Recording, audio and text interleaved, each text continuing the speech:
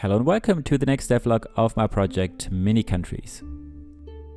This week I'm going to show you a new city extension, how I updated the transport system, and I will also show you a new building which will be available in the later game. Let's not waste any time and start the video after the intro.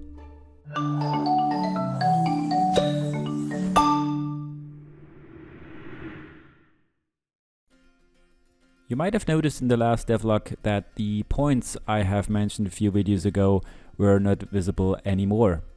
The reason for this is not that they had been removed, but I have also made some conceptual changes. A few weeks ago I made up my mind how I can extend the gameplay over time so the game won't get boring quickly. That's why I decided to expand the gameplay content by winning levels.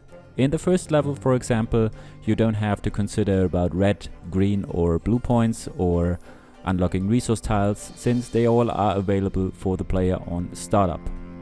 When completing the first levels, the player has to become familiar with the point system, how to earn points, how to unlock resources and so on. There will be new buildings over time, seasons with new game mechanics will come into play, and much more features which I had already worked on will be available over time. That's why I think there are already some hours of gameplay available, which is quite awesome in that stage of development. When watching the first videos of Mini Countries, what features or mechanics would you like to see in the final game? Write it down in the comments. So, to come back to topic, the blue points are still in the game and the player can get them in several ways. The first way is to serve the demand of requested resources. Each one gives the player 1 blue point. The second one is about the new city functionality. When a city grows until a specific level, it can be upgraded. You can see that by that upgrade icon above the city. When a city can be upgraded for the first time, the player can choose the city focus. On the one hand, the city can be declared as worker city. In this case, all connected trades will be more productive by 5%. If you choose a science city, the city can generate more blue knowledge points, but also has the disadvantage that resources will be requested a bit faster. Your decision also influences the upgrade options for the next levels, so you have to choose wisely. And last but not least, the third way how to generate blue points will not be revealed so far, since it depends on another building, which had not been created, but I'm pretty sure I will talk about that in one of the next devlog videos. I also had to work on the transport system. So far there was a problem handling transport queues correctly. When testing the old system, I had the weird behavior that resources, in this case all the wood resources, should be sent from the city to a storage. Were all sent to the storage even if a wood resource has been requested in the meantime. They were all sent to the storage, and as soon as the first resource has reached the storage, it had been relocated to the city again.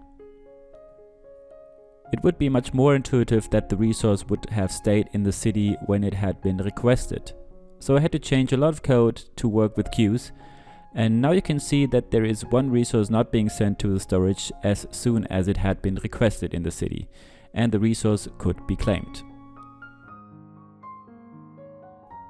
The city pop-up UI has also changed a tiny bit. This has also been because of the concept change. So far, each city could request resources which had been available globally. You were able to see the global resources with a possible percentage at the top of the screen.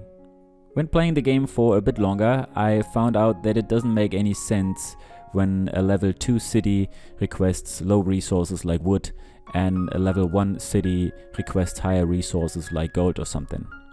So I decided to keep global resources to show the player which resources are available in general, but cities will have custom requested resources. They can differ between cities with the same level. The city pop-up now looks like this. For being able to upgrade a city, the people and the requested resources must be fulfilled. Now I would like to show you another building which will be available in the later game. In the background you can see that I started modeling the new building, which is the port. The port can of course only be placed on the tile next to the water. I've already added the final building in the game, but it doesn't have any functionality yet. But in the game, you as a player will be able to import and export resources. And that's how the first draft of the port looks like when placing it in the game.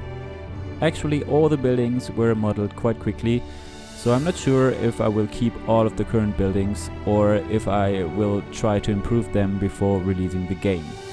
You can write down in the comments what you think about the current models, and do you think they fit the style of the game, or do you have any suggestions how to improve them? Just write it down in the comments. And that's it for this week. I hope you liked the progress, the new conceptional stuff and the new port building. Like the video if you haven't already, subscribe to the channel to not miss future updates on the project. Have a nice start into the next week and see you next time. Cheers!